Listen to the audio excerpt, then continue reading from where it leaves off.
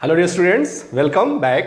Last में बच्चों हम लोग पढ़ रहे थे फंक्शन ऑफ लार्ज इंटेस्टीन, और लार्ज इंटेस्टीन के बच्चों अलग अलग फंक्शन मैंने आपको बता दिए थे। उसमें कोलन का फंक्शन मैंने बताया था कि हैवी मेटल का फिल्ट्रेशन करता है, और उसी बच्चों मैंने मिनीमाटा डिसीज के बारे में बताया था।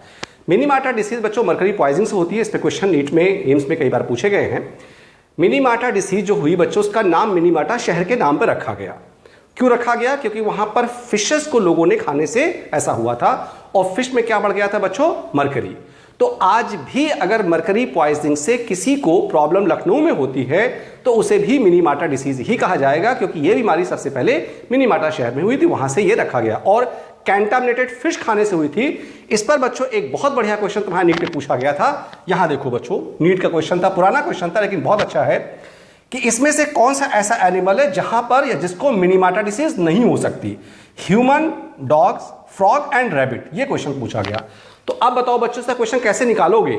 तो जो बच्चे पूरा अच्छे से पढ़ के जाते हैं वो तुरंत कर देंगे कि ये फिश खाने की वजह से हुई है, और ह्यूमन फिश खा सकता है, डॉग्स फिश खा सकता है, फ्रॉग खा सकता है, लेकिन रैबिट हर्बीवोरस होता है बच्चों, वो कभी भी फिश नहीं खाएगा, चाहे कितनी भी टेस्टी क्यों ना हो। तो इसमें सबसे सही आंसर क्या होगा बच्चों? रैबिट। इसलिए क्वेश्चन पूछा गया जिससे आपको ये पता रहे कि मिनीमाटा डिसीज एक्चुअली बच्चों कंटामिनेटेड फिश खाने की वजह से हुई है। और रैबिट कैसा है? हर्बीवोरस, वो किसी भी कंडीशन में फिश को नहीं खाएगा। तो हमारे ख्याल से आपको समझ में आ गया, इस लेवल के क्वेश्चन भी आपके यहां पूछे गए हैं। कल बच्चों मैंने आपको बताया था बच्चों कि सारे के सारे फंक्शन हो गए थे, और कोलन में बहुत सारे इसेंशियल अमीनो एसिड भी बनते हैं। तो कुछ बातें बच्चों हम अमीनो एसिड के बारे में पढ़ लेते हैं, जिसका जिक्र हमारी एनसीईआरटी में बायोमोलिक्यूल्स में किया गया है। बच्चों, अमीनो एसिड्स आज तक हमारे शरीर में कितने पाए जाते हैं, साइंटिस्टों ने स्टडी करने के बाद पता लगा लिया, करीब 300 तो कंफर्म पता हो चुके हैं। इसका मतलब हमारे शरीर में 300 से ज्यादा अमीनो एसिड पाए जाते हैं, यानी till today more than 300 types of amino acids are known.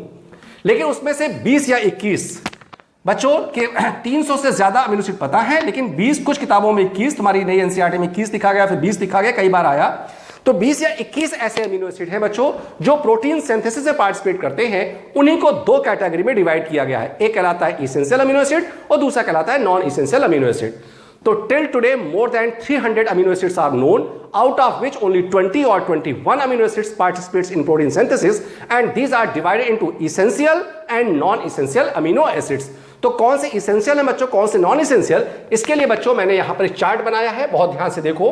Amino acid बच्चों टू टाइप, पहला इसेंशियल अमीनो एसिड, इसे नॉन डिस्पेंसेबल अमीनो एसिड भी कहा जाता है। इसका वजह से खर्च नहीं कर सकते, क्यों अभी बताता हूं। और दूसरा बच्चों नॉन इसेंशियल अमीनो एसिड, इसे डिस्पेंसेबल अमीनो एसिड भी कहा जाता है। बच्चों इसेंशियल अमीनो एसिड वे होते हैं जो नॉर्मली हमारी बॉडी में सिंथेसाइज नहीं होते, इन्हें हमें बाहर से लेना पड़ेगा थ्रू फूड। ध्यान सुनो बच्चों, चूंकि हमारी बॉडी सिंथेसाइज नहीं करती, इन्हें हमें बाहर से लेना पड़ता है, इसलिए अति आवश्यक है, इसीलिए कहा गया इसेंशियल। और चूंकि बाहर से बनते हैं इसलिए हम इन्हें जल्दी खर्च नहीं कर सकते, इसीलिए बच्चों इन्हें नॉन डिस्पेंसेबल अमीनो एसिड कहा गया।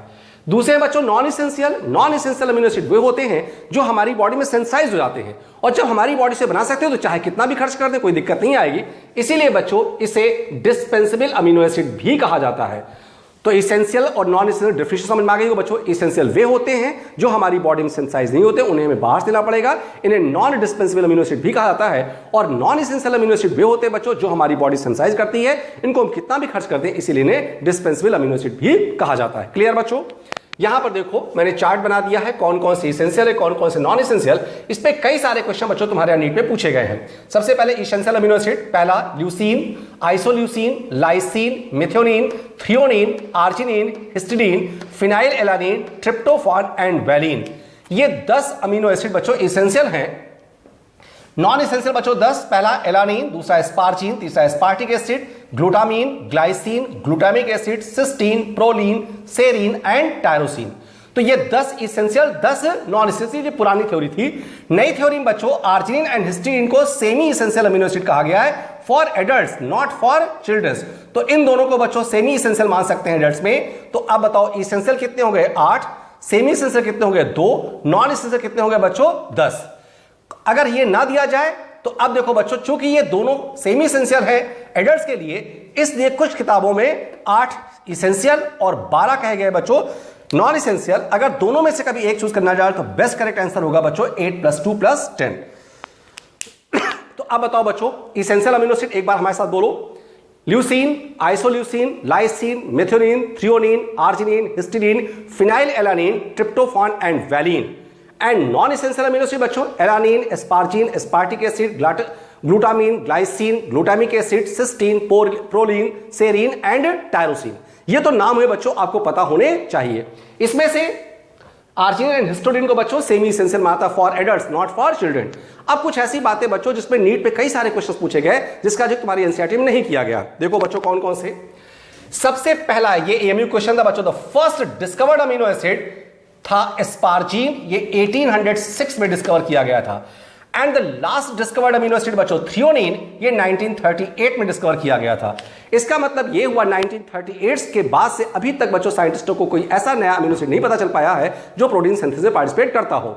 इसका मतलब फर्स्ट डिस्कवर्ड पूछा जाए तो एस्पार्जिन, लास्ट डिस्कवर्ड पूछा जाए तो बच्चों थ्रियोनिन। इसके अलावा कुछ और क्वेश्चन यहां देखो बच्चों, ग्लाइसिन ये मोस्ट सिंपलेस्ट अमीनो एसिड होता है on the basis of structure. इसका ये सिंपल सा सबसे सिंपल स्ट्रक्चर के बेसिस अमीनो एसिड कौन सा है बच्चों, ग्लाइसिन। ये क्वेश्चन नीट पे आपके यहां पूछा गया। अगला क्वेश्चन बच्चों एम से पूछा गया, कौन सा ऐसा अमीनो एसिड है जो ब्रेन में मेटाबोलाइज होता है बच्चों, that is the glutamic acid. Cysteine में भी बच्चों पाया जाता है सल्फर। टायरोसिन में कॉपर पाया था बच्चों, मैंने बहुत पढ़ा था टायरोसिनेज एंजाइम में। टायरोसिन अमीनो एसिड से बहुत सारे टायरोसिन अमीनो एसिड बच्चों हमारे शरीर में बहुत सारा काम करता है, मैं आगे दोबारा भी बताऊंगा। टायरोसिन अमीनो एसिड बच्चों बहुत सारे हार्मोन भी बनाता है, जैसे एड्रेनलिन, नॉरएड्रेनलिन, ये सब। ये बच्चों जो हार्मोन बनाता है टायरोसिन अमीनो एसिड से बनने वाले, इवन थायरॉक्सिन बनाता है, टायरोसिन अमीनो एसिड से बनने वाले हार्मोन्स को बच्चों बायोजेनिक अमीन्स या अमीनो एसिड डेरिवेटिव्स कहा जाता है। अगर कभी पूछा जाए सबसे सिंपलेस्ट अमीनो एसिड, दोबारा तो आंसर क्या होगा, ग्लाइसिन। लेकिन अगर कभी पूछा जाए सबसे मोस्ट कॉम्प्लेक्स स्ट्रक्चर किस अमीनो एसिड का होता है बच्चों, तो आंसर क्या होगा, ट्रिप्टोफान। तो अब बताओ सबसे सिंपलेस्ट अमीनो एसिड बच्चों on the basis of structure glycine. सबसे कॉम्प्लिकेटेड अमीनो एसिड आंसर क्या होगा बच्चों, ट्रिप्टोफान। कौन सा ब्रेन में मेटाबोलाइज होता है बच्चों, ग्लूटामिक एसिड। किसमें सल्फर पाया थे, कल मैंने मेथियोनिन पढ़ाया था बच्चों, यहां पर सिस्टीन भी है। टायरोसिन अमीनो एसिड बच्चों हमारे शरीर में बहुत सारे काम करता है, बहुत सारे हार्मोन बनाता है, जैसे थायरॉक्सिन बनाता है, एड्रेनलिन, नॉरएड्रेनलिन, बहुत कुछ बनाता है। इसीलिए टायरोसिन अमीनो एसिड से बनने वाले जो हार्मोन्स होते हैं बच्चों, उन्हें बायोजेनिक अमीन्स या अमीनो एसिड डेरिवेटिव्स कहा जाता है। अब नीट के तुम्हारा क्वेश्चन बच्चों, यहां देखो ये नीट का क्वेश्चन। इसमें ऐसा कौन सा अमीनो एसिड है बच्चों जो सबसे सिंपल होता है on the basis of structure, cysteine, glycine, tryptophan, glutamic acid. सबसे सिंपलेस्ट पूछा जाए तो आंसर क्या हो जाएगा बच्चों, ग्लाइसिन। इसी को बच्चों अगर कभी ये पूछा जाए कि सबसे कॉम्प्लिकेटेड स्ट्रक्चर किसका होता है, तब आंसर क्या हो जाएगा बच्चों, ट्रिप्टोफान। यानी अगर दो क्वेश्चन पूछे जाएं, चूंकि ग्लाइसिन पूछा गया है, ये सबसे सिंपलेस्ट और ये सबसे कॉम्प्लिकेटेड स्ट्रक्चर होता है। अगला क्वेश्चन पूछा जाए ब्रेन में कौन मेटाबोलाइज होता है, तो आंसर क्या होगा, ग्लूटामिक एसिड। किस में सल्फर पाया जाता है बच्चों, सिस्टीन। तो कई सारे क्वेश्चन आपके यहां नीट में पूछे जा चुके हैं और बन भी सकते हैं। ये क्वेश्चन भी बच्चों आपके यहां नीट में भी बहुत लेटेस्ट पूछा गया 3-4 साल पहले कि टायरोसिन अमीनो एसिड से बनने वाले हार्मोन्स को क्या कहते हैं, protein hormones, steroid hormones, catecholamine hormones या बायोजेनिक अमीन्स। क्या कहोगे बच्चों, बायोजेनिक अमीन्स। ये क्वेश्चन भी बच्चों आपके यहां नीट में पूछा गया था। तो हमारे ख्याल से बच्चों कौन कौन से अमीनो एसिड्स हैं, कौन से इसेंशियल, कौन से सेमी इसेंशियल, कौन से नॉन इसेंशियल, कौन से पहले डिस्कवर, कौन सा लास्ट, इस पे कई सारे क्वेश्चन आते हैं बच्चों। ये बायोमोलिक्यूल्स में दिया गया है, लेकिन हम लोगों का पढ़ने का तरीका ये है कि यहीं से अगर पढ़ लोगे तो कई क्वेश्चन तुम्हारे आसानी से सॉल्व हो जाएंगे। अब बच्चों प्रोटीन एनर्जी मालन्यूट्रिशन से होने वाली जो बीमारियां होती हैं वो दो हैं। पहली है बच्चों क्वाशरकोर और दूसरी है मरेस्मस। प्रोटीन एनर्जी मालन्यूट्रिशन, कहीं पर बच्चों MAL मालन्यूट्रिशन लिखा, उसका मतलब कमी, तो PEM तुम्हारी एनसीईआरटी दिया है, प्रोटीन एनर्जी मालन्यूट्रिशन, माल का मतलब कमी। इसे दो बीमारियां होती हैं, क्वाशरकोर एंड मरेस्मस। अगर दोनों में से कभी एक चूज करना पड़ जाए बच्चों तो क्वाशरकोर को प्रेफरेंस दी जाएगी, दैट इज वेरी इंपॉर्टेंट। क्वाशरकोर बच्चों चिल्ड्रंस में होती है between the age group of 1 to 3 years, और मैरेस्मस बच्चों इन्फेंट्स में होती है। इसके बारे में बच्चों अभी मैं डिटेल आपको थोड़ी देर बाद या कल फिर से बताऊंगा। थैंक यू वेरी मच बच्चों।